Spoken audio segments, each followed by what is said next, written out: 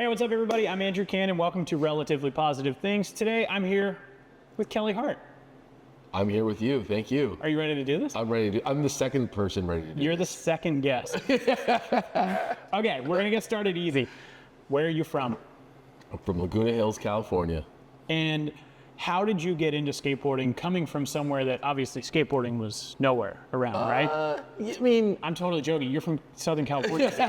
I was like, it was Of there. course skateboarding was around. No, I mean, when I was first started, not a lot of people were doing it, but I grew up surfing. My neighbors all surfed, and they all would they got a board and were kind of, and then I just remember one day specifically, my neighbors came skating down the street, and we hadn't skated for maybe a year. We had a really old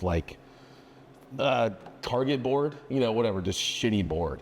And then it kind of left it alone. This was at your house, or That was at my house, and Okay. but I had a bunch of kids my age on my street, which is super cool. And then they came down the street skating, and I was like, whoa, all four of them were skating together. I'm like, what's up? And they're like, oh yeah, we got new skateboards. And they were good ones, they had an Alien Workshop and a Plan B, but I didn't know what they were at that time. Colin McKay and an Alien Workshop Ever Slick board. And he was like, dude, you can do this thing called an ollie. And it was I guess. How old are you at this time? 11 years old. Okay. Yeah, 95. So, 94, 95, yeah. So yeah, then they showed me you can do this thing called an ollie, but it wasn't an ollie. It was they got on the nose and the tail, and they were just going like that. And it was just I was like, whoa, that's crazy. And then, yeah, that's how it started. Now, were you playing sports at that time? Were you doing anything else? Oh yeah, I was jock. I was baseball, basketball, football, mostly baseball, and then basketball, yeah. And when did skateboarding kind of get its claws in you? Was it that day, or was it you started casually skating with the neighborhood kids? When did it really take hold? I think it kind of grasped it, whatever, that's not a word, grasp it. It grasped It grasped at me. It really I really got a hold of skateboarding, or got a hold of me maybe 5th grade, and then but it was not I'm going to be a pro skater. It was just I really like this, and then going to play sports. It was later on when I got into high school was when I realized oh, I want to just do that, and that's it. But yeah. So you played sports and stuff through middle school, and then it was high school is when you kind of made that shift? I made it into high school, played basketball, baseball, football, was full jock, and I didn't think of myself as a jock, but I started, I was the leadoff batter and center fielder, and I pitched sometimes, and then I was starting wide receiver for the football team, and I was good. I was good, dude. I caught a couple touchdowns. I was pretty hyped. Long story how that even happened, but that's not for here. But and then basketball was 6-man, but I love basketball. I don't know, all those sports kind of I really liked them, but I always was. I remember the craziest week almost ever was Hell Week, and I don't know if you know what that is in your freshman year going into high school, the summer before. Okay. You're playing. You're going to practice your tryouts for going into high school. So you're trying out, and I'm trying out for all 3 teams. So I'm going to all 3 sports. What? For I think it's for a week or 2. All to 3 practices a day for all 3 sports, and then I would come home and skate at night. That's insane. It was nuts, and I would eat Big Macs and French fries and large Cokes. That sounds like the high school diet. Yeah. Just really fueling yourself with the good stuff. Yeah, it was cool. But so that was going into high school, right? Yeah. And did you make any of those teams? And then when did you eventually just go, okay, I'm just going to skateboard? I made all the teams. I was stoked. Like I said, I played starting center fielder, leadoff batter, and stuff like that.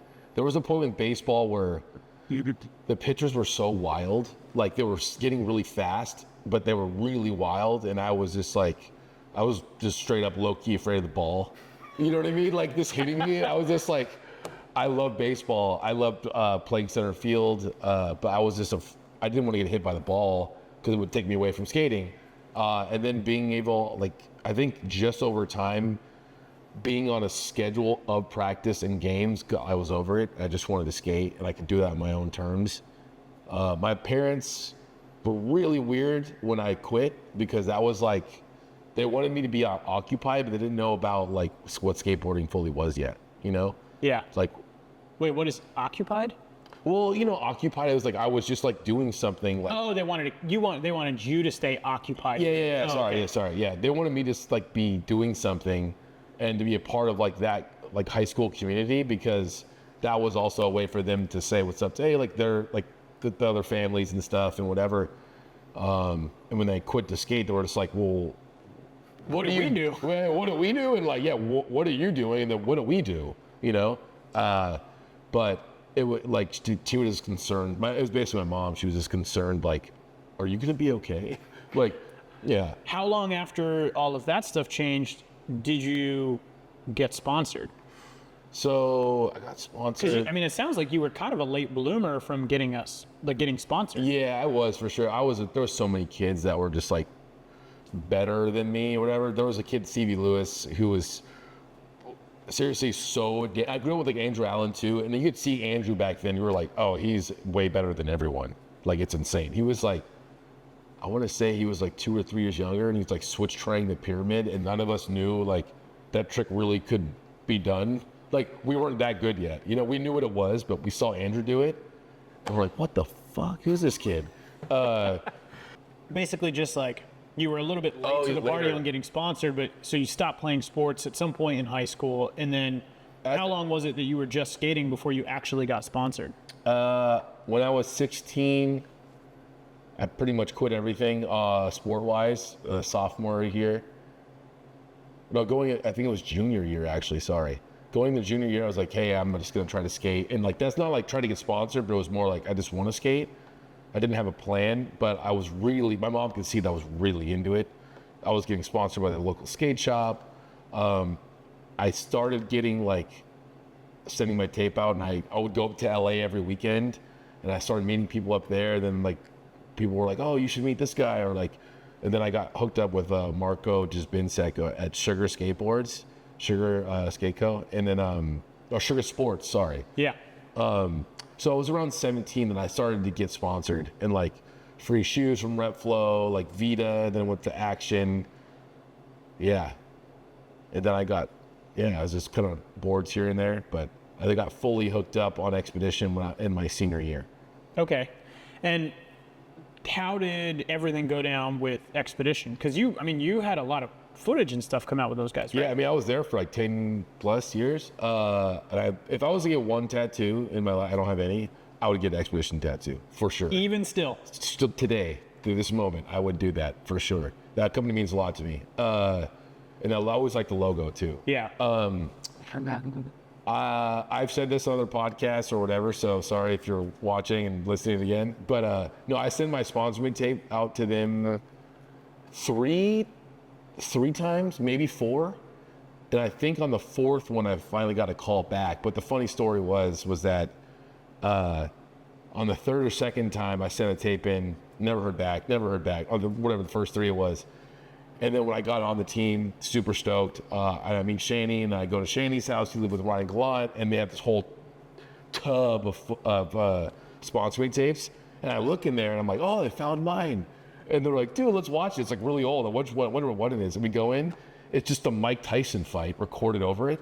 Shani just recorded a Mike Tyson fight over my fucking sponsoring tape, dude.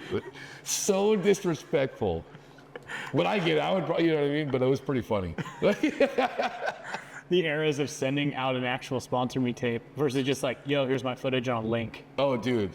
I remember it was my senior year and the trade show was going down. And it was at that point where like people started to like wanted me to kind of ride for them. And I was kind of like, whoa, this is crazy. Like aesthetics. My friend was a team manager for aesthetics in Elwood. And he was like, dude, I don't know, like send your tape out, but we kind of want to kind of maybe try to figure something out. I don't know if he had talked to the aesthetics dudes yet or something like that, but I knew I wanted to ride for Expedition. I sent the tape out to Troy. He's like, you need to call a guy named Troy Morgan, or said to put attention Troy Morgan. I think maybe one of the reps said that. I send it. I remember going to the UPS store or whatever it was, FedEx, putting it in there, being like, oh my God, I hope he gets this. I get a call the next day. I came home from high school and I have my Nokia phone, my first cell phone. Voicemail from Troy Morgan. It's like, hey, what's up, dude? Just wanted to, got your sponsoring tape. Want to know if you want to come down and get boards. And I was like, what the fuck? I've been trying to send videos to you guys for 2 years or something. But he called me back, and that was like, I drove down there that night with Mike Stanfield. Shout out to Mike Stanfield. And I was kind of put on the team that night when I skated with Gallant. And Gallant said, he's like, oh, I saw his kickflip and I knew he was cool. He could be on the team. I was like, wow, thanks. So yeah. That's a high compliment from someone like Ryan Gallant. I was nuts, dude. I was super nervous when I met him. But I had already been skating with PJ, which was weird, kind of. Was I skating with PJ? I don't know, whatever. But meeting those dudes, Shaney, and I always thought that Shaney was just like, even though he had like a Swiss name, I thought he was just like a dude that spoke English. But I didn't realize he had an accent until I met him. That was kind of funny. I love that dude. By the way, Shaney's pretty amazing. Yeah. Anyways. So, what happened at the end of Expedition? Like when it all ended, then what happened? Well, I was there for a while. I had some injuries, and they were actually pretty awesome about like sticking with me and kind of like, but I'd put out some stuff, and people were anticipating me to go pro. I had a barracks part come out, and that was like a big thing for me. And I think that Kenny Hoyle, they told me they were going to turn me and Kenny pro at the same time. Kenny had like a street part for Expedition come out, and it was so good. It was incredible. That part's so sick. Yeah. And I was happy to have footage in there, but I was also doing my recruit part, filming for that video, doing an Expedition United Nations, and the LRG Give Me Money Chico all at the same time. So I was just kind of like, whatever. Kind of like how you are now. Yeah. This is a pattern, Kelly. We'll get into that in a bit. Yeah. I remember I was really bummed. I probably should have thought of it differently, but at the end of the day, I was putting my recruit part out. That was a huge thing. That might be one of my biggest parts that I put out, which is funny to think about. Like when you think about like skate parts, it's like street, whatever. It's like my probably Give Me Money Chico. It's official too, I guess. I don't know. I hear from that, but that was a big thing for me, like people to see it in like a new platform, like the barracks when it was like big. Yeah. Where people were hitting me up like, and I was skating. For me, I looked at it like a plaza. I didn't look at it like a skate park. But they actually said they weren't going to turn me pro, and they wanted me to film again another video part to like turn pro. And I remember that happening. I should have just been like, all right, cool, I'm going to go do this and blah, blah, which I kind of was. Anyways, that felt like, that didn't get the board. I ended up breaking my foot like a couple months later, and that just kind of fucked me. Like, you know what I mean? Like, yeah. Mentally, like, I'm like, all right, well, I initially thought when your foot's hanging off sideways, you're like, okay, I'm done. Yeah. Like, you know what I mean? Like, you really have no idea how you're going to come back from your foot. It's like that way. It was that bad, like literally hanging by a thread. You know how nuts I am? I am so nuts that Paul actually unfollowed me on this for a second when I did this. Paul, he told me that. I broke my ankle. It was off sideways. They made a video of it in the barracks, like whatever. I got my phone. I was so obsessed with Instagram back in the day. I don't know. That was that nuts. I shot a photo of my foot and I posted it on Instagram right there as my foot was sitting off sideways. That sounds awful. It's insane. I don't know what. I feel like I probably saw that. Yeah, I don't know, probably blocked man. it out though. I look back, I'm like, whoa, that's really nuts. I've learned a lot this last. But like, I don't know. I think, yeah, Instagram, like social media is a weird thing. But long story short, broke my foot. Or that's not long at all. It's not short. It's long. I ended up breaking my foot, and then I could never really come back from it. I had this life happened, family stuff, and then I kind of just I couldn't do what they delivered. They wanted me to do like a video part and like get magazine stuff, and I just couldn't do it, dude. Like I was just not in the right place, and so I just kind of we just kind of parted ways, and I kind of just, that's how that ended. But then for a while, and then I came back later after like I kind of just did my thing on social media, kind of did it differently. I just kind of like, all right, I'm posting everything on Instagram. I don't fucking care. And that's when I got my job at S. Basically, Troy Morgan hit me up and was like, hey, let's do this. I want to put you back on, give you a board. Yeah. And I was like, let's fucking go. Yeah. It's my dream to have it was like I worked so hard for 10 years to be there. It's all I wanted. And then I got the board and I was stoked. So, that's so cool, especially because it's like, I mean, obviously the company means a lot to you even now. Yeah. But like you put so much time in, you take that break. I mean, how much time was in between it? Was it like a couple years? Was it? I want to say it was like a year or so, a year and a half. Yeah. Yeah, it was a crazy time to look back at it, man. I don't know. Skateboarding is such a hard thing to I every time I see skaters out there doing their thing, I give them so much love because it's like not the easiest thing in the world. You just do it because you love it. And it's like the world is like kind of blind to you. You're just like going and you're like, I just love skating. I don't care I don't care. I don't care if I need money right now. I don't care if I need this. Like that's just the way that I kind of operated. I found a way to make money if I did, but yeah. I don't know. So, okay, so then you started going hard on social media, then you got the job over at S. Yep. And that's when you became the team manager, right? Yep. I was, yeah. Go ahead. No, so you got the job as the team manager, and is that sort of like, that was your first step into the skateboard industry of working? Inside, like being working for a brand, yes.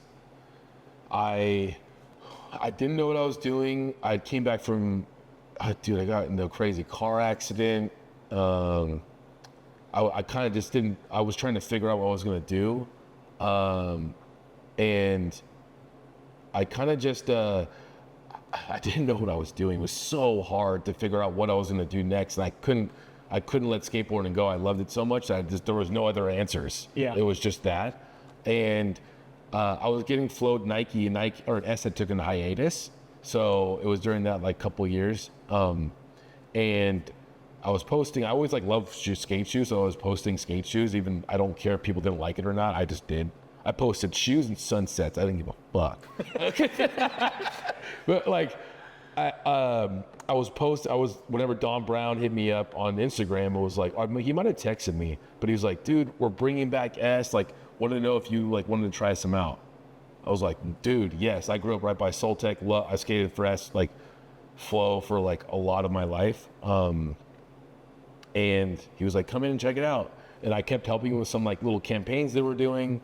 And he was like, hey, how about for the next 6 months, I'll pay you $1,000 a month to help me out and we'll do this. And then January 1st, 2015, that was like in May that I started. And it's like in January 1st, 2015, I'll get you an employee for S. And I was like, I started crying. I was like, dude, I've never had like a real, like, I'm like, I didn't think I was rich, but I was like, I can take care of myself. Yeah.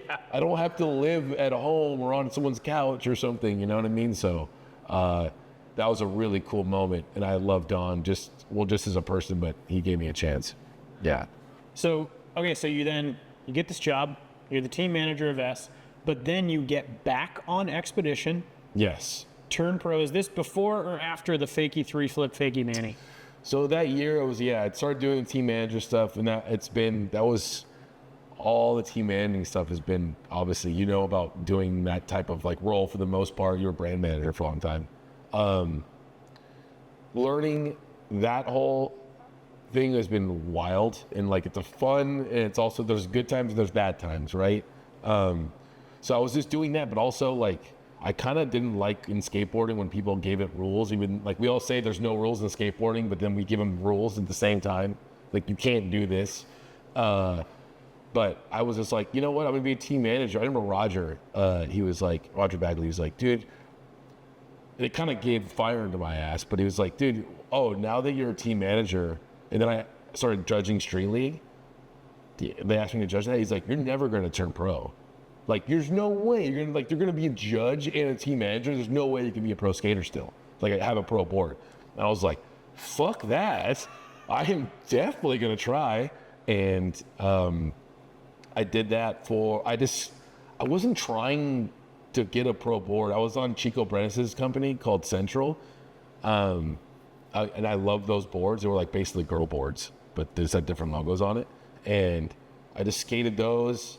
I just posted on Instagram. I turned pro. It's just kind of nuts to me, actually. So they surprised me with the board. I kind of knew they were going to do the board, but I didn't know when, and I wasn't really thinking about it.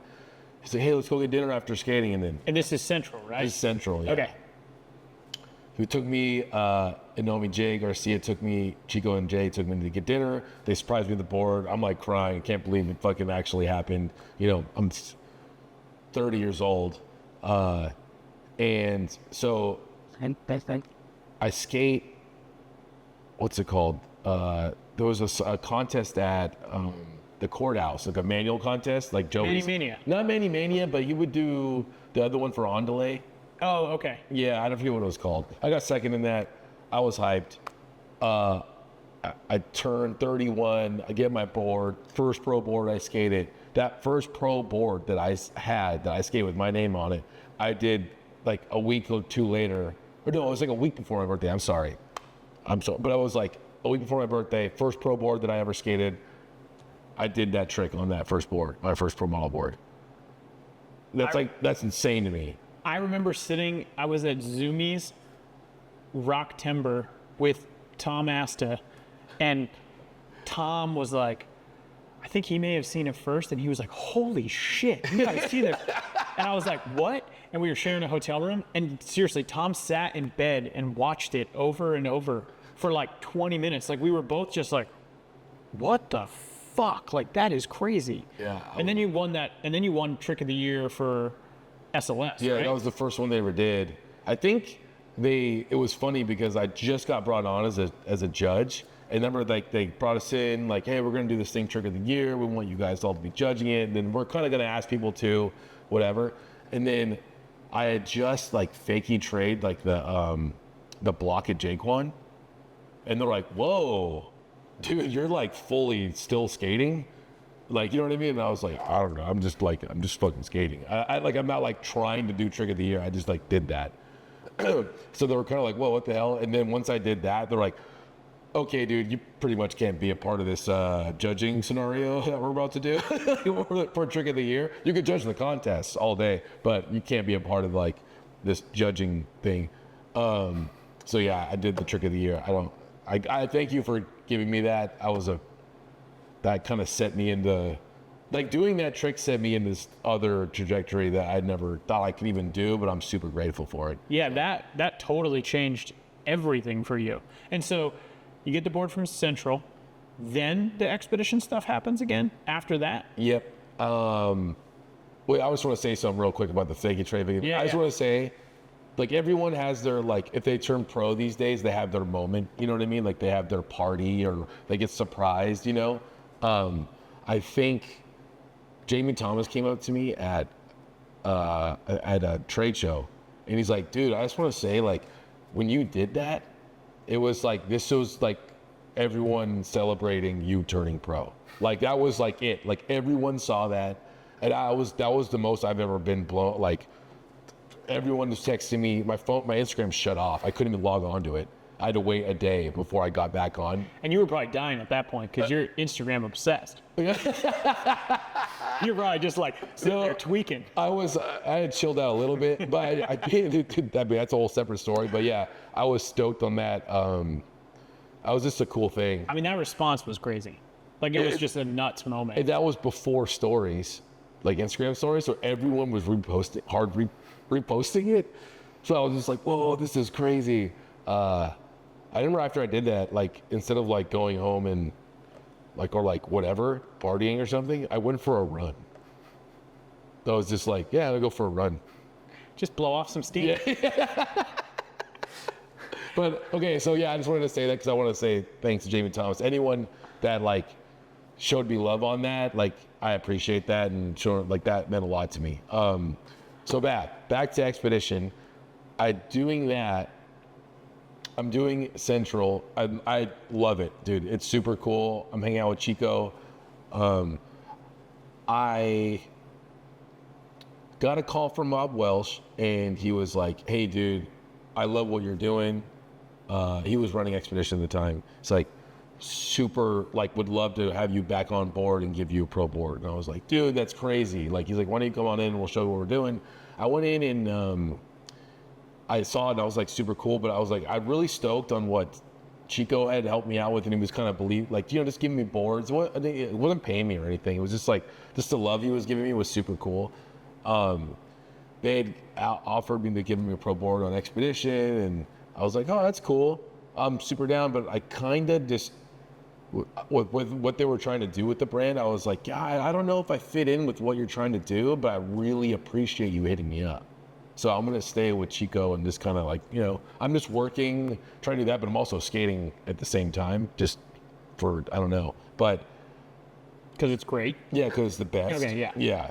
Okay. Yeah, let's just put that out there. I was like, cool, it's all good. I called Chico and I was like, hey, I just want to let you know, he offered me and I said no. And whatever. He's like, oh, fuck yeah, that's cool. Like, whatever. Super stoked on that. And then I guess they had let go of Rob, and Rob and Expedition parted ways for whatever reason. And Troy hit me up and was like, hey, I would like you to kind of take the reins here of Expedition and kind of start a new squad. And I was like, whoa, that's crazy. Like, I offer you this. And I was like, this is crazy, like, for wanting to be a pro on them for so long and then getting the opportunity and then like getting offered like a little bit of money for it. With like, I kind of just really felt like I couldn't turn that down. It was just something in me that I had worked. I just visualized me getting a board on Expedition for so long that I really wanted it. I love that brand. So I was like, yeah, I'm down. That's cool. But I had to tell Chico, and that was really tough. That sucked. But so for you to make that switch, a big part of it wasn't just, hey, we're going to give you the board, but it was also like, hey, we want you to come in and help rebuild the brand. Yeah.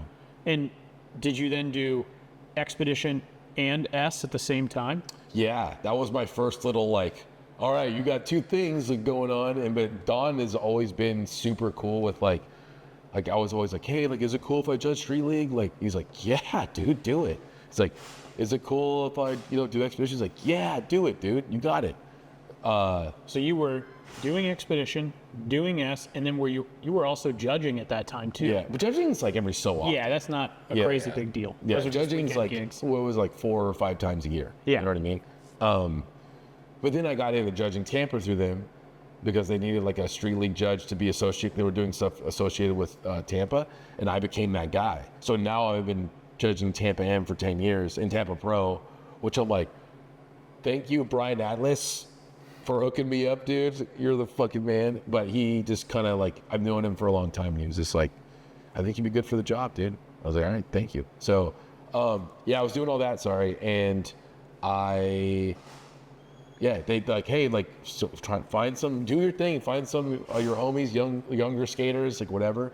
And I found like Versace Plug and Will Gomez and this kid Kea Smith, Isaiah Sanchez, like, and I just kind of I was just like, yeah, cool. I want to like start something new and kind of, I don't know. It was something. I was hyped. I got to try it, and then board companies are hard to run, so it didn't end up working out at the end of the day. But and then when I was doing Expedition is when my hip went out. So that's kind of like my skating was stopping, and then I was kind of like trying to juggle jobs, and I wish I could have kept skating. I would like to think if I was fully healthy skating wise, I probably could have like done a little more. So it kind of sucked that I had to stop. So you've got all these jobs, your hip's fucked up.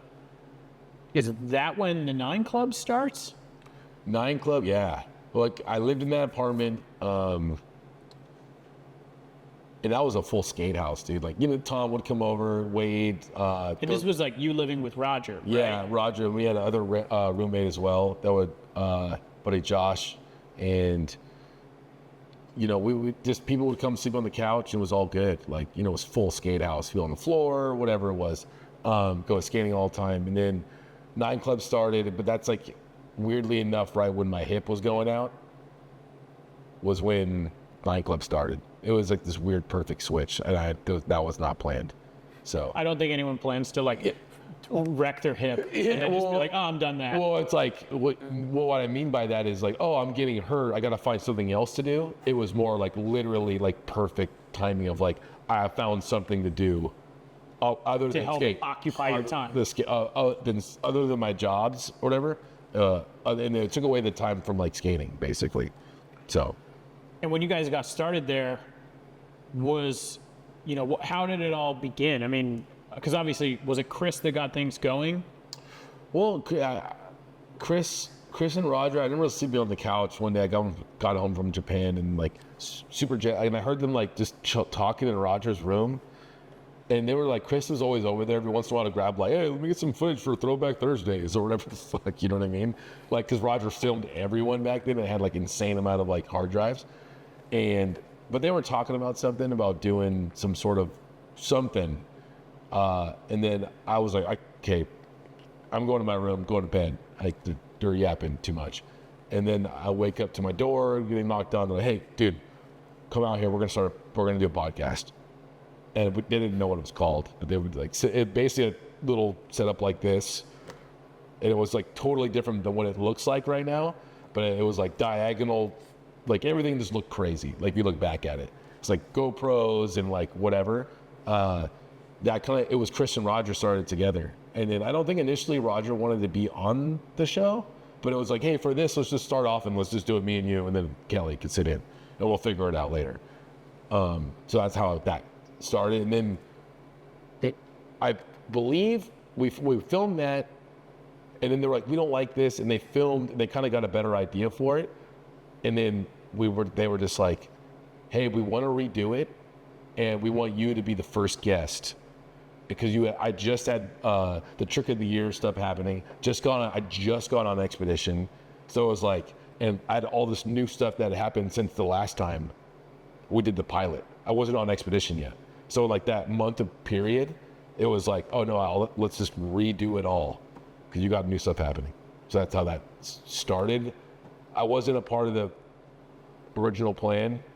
I love skating so much that when they would film something, I would go in the kitchen and just listen. And like, they would talk about something like, oh, what about that time at Pier 7 when you did that? I don't know. And then Chris was like, dude, you don't have a fucking microphone. Like, get out of here. Like, they kicked me out of the house twice. Not even kidding. I think it was like P-Rod and like maybe Blake Johnson. They're like, dude, you got to get out of here. Because I would just sit there and talk. And then they just were like, all right, now sit here. Here's a microphone. And then you had a button for a while, right? Yeah, Chris always... he doesn't, I don't know if he listens to Howard Stern as much anymore, but it's a huge influence to him. And he wanted to be like that Baba Booey dude or whatever. So he wanted me to have like a button in it. Chris also loves technical shit. So if he can make something that's kind of technical with something. And so he put me in the side just to like add a little bit more of like, character to what's going on. I don't think he realized I could just hold down the button the whole time and just talk, but like, that's pretty much what I did for almost for like 4 or 5 years. You just held the button down the whole time? I mean, I would do that even if I laughed. Like, you fucking holds the thing down when he laughs. Like, it became, anytime anything came out of my mouth, it was just like, like, I don't know. It's like, it's just like second nature. It was just second nature, dude. I don't know. So yeah, that's how that started. The most iconic laugh in skateboarding. I don't think so. I have no. Is there a thing? I think so. Oh, thanks. People love it. Who else has a laugh? I can't think of anyone else's. That's why you have the most iconic laugh. Thank you. I never thought about it, but thank you. That's good. That's okay. So, what jobs are you holding down now? You got 9 Club? 9 Club, and then now it's Nidecker Skateboarding, which is team manager for Edney's Essing America, and that and the judging and stuff still. Those are pretty much are my jobs right now. But the team manager for the 3 brands is my main thing, obviously, and that's a lot. So it's my first. I've always wanted the opportunity to do things, and so when people ask me to do anything, I'm always like yes, like for the most part, They offered me this job to do it. I've always loved these brands. I grew up with them, like right down the street from my house, and so I've just been I've been really stoked to like, I've always known the guys on the teams and like with the America, I've known them, but now like, hey, let's get in the van and go like fly somewhere and skate. And that's been my kind of the funnest thing so far is to really get to know these guys and go skate. And then, I don't know, like getting to go skate with John Dixon. That dude is super sick. I don't think I ever really talked to him before. And then me and him are bros now. And like you get to meet like Spanky. I've known Spanky since I was 18. And to see that dude, what he's doing, that dude's got jobs. Even someone like Spanky, I actually like look up to him because he skates all the time. He's full family man. He's got a kid, he's got a wife, and then like he's full on like doing all the art direction and everything for Baker. So he's a busy dude. He's busy, dude. And he's like doing these collaborations. He's got sponsors still. He's got he's got a pro shoe coming out. Like he's like, hey, I gotta do these things. I gotta, he's really good at what he does. So I'm like really impressed. So I don't know. It's cool to hang out with all these, and I get to plan these trips, which is fun. Yeah, so it's been cool. What motivates you to juggle all this? Because honestly, it seems like you don't necessarily need to do all of these things. It's a good thing. I love skating and where these companies were built, and I don't know. I don't want to say like let's fucking save skateboarding. Like I genuinely just want to like. There's a shitload of us that love this, and I don't want it to die. Like I really don't. Like I love talking with you about old skating to what's going on now, and like there's a ton of us that love it too. So that's what kind of motivates me. It's just like that love for skating. When I watched the montage to The Reason the other day, or yesterday, and I watch a lot of random stuff all the time that brings me back, and it brings me back like being a child and like seeing this world that's like open. So I don't know. I just want to keep that passion going for skating. I guess that sounds corny, but I think it's like that's what motivates me. Is just like the love for skateboarding. What's cool, like what I think is cool. And wanting to pass that along to a new generation of skateboarders. And so sometimes I get lost in what I'm saying. And like when I see new up and coming skaters coming up, I want to help them. Because I know how frustrating it is to like try to go your way through the skate world. Just life in general is nuts. But going through the life of a skateboarder, trying to figure out sponsors and just the way the world's going right now. Like, oh, we got YouTube over here. We got people doing influencers. It's like you're trying to help these people, these skaters kind of figure it out. And I just want to help put them in the right direction. That's such a good way to do it. Yeah. What advice would you have for any kids out there that obviously like maybe they're not going to be as good as you, and maybe they won't have the opportunity to turn pro, but do you have any advice for any skaters out there that want to get themselves into the industry? I think Alex popped up, just kicking it. Alex, why? It's. I think that's a good question, and I think we need more people that love skateboarding in the industry, and we need the right people in there. I've met so many kids that are like younger skaters that like, hey man, like I'm not gonna say to them, they're not gonna be like, oh, you might not make it as a pro skater. You know what I mean? I don't know. That's a hard thing to do, and regardless. But I was like, dude, we need you in the industry. I've said it to Baggy Brad. I've said it to my homie Eric Maladares. I'm like, dude, like, regardless, you try to go skate and do your thing, man. But I'm telling you, you're such a good person and you care about skating. We need you here. Yeah. Like, you know what I mean? That's why it's like those people, like we're a Grant Fierro. Yeah. Like dudes like that. You're like, we need you, dude. Like people that just care. I would say, do it because you love it. I don't know. If you're a good person, you're just gonna make connections and be friends with people. If you're a shitty person, you're not gonna be friends with people. Yeah. You'll get the fuck out. It's pretty easy. You know what I mean? Don't do it just to be friends. Like, do it because you love it, and try to work for someone that you like. Don't just work for someone just to get a job. You know, Unless you're trying to get experience too, like an internship or something. But we need you. If you're nice and you love it, we need you in skateboarding. yes. You are very important. Oh, are you talking to her? Or are you No, I'm talking to. We do need Alex. I was like, we need Alex. I was like, yeah, we do. We do need Alex. yeah. Alex is essential. Yeah. What advice would you give to your younger self, looking back on all the kind of trials and tribulations that you've dealt with injuries and quitting sponsors and going back to sponsors and everything? What would you tell yourself as a young Kelly Hart in high school? Just be patient, dude. Just, you know what I mean? Like, just be patient. You're seeing all the stuff going on around you. Like, just have fun. And, like, literally, just go skate. I wouldn't have changed anything because I'm really happy with how everything turned out or has turned out and we keep going for the future. But my skate career, I would have been like, yo, dude, go skate. Stop complaining. Like when people, like, you know what I mean? Like, I wasn't like a big complainer, but you know how it is. Like, oh, yeah. You're just like, I don't like this spot. Fucking ground sucks. Like, you know what I mean? Like, just try. You know what I mean? And I tried for the most part. I think all my sponsors would say I tried really hard. You know what I mean? So, I don't know. I guess I wish I could have found one thing I would have done for sure. Find that right board and just stick to it and skate it, dude. And that's it. I don't care if, I'm just saying that. Just the one board. I had a shape that I found later in life and it was the best thing ever. And I wish I had that the entire time. I would have fucking been Eric Costin. Just kidding. So, just kidding. Be patient. Don't complain. Find your shape. Ride the shit out of it. Just skate your ass off. Just shut your mouth and skate.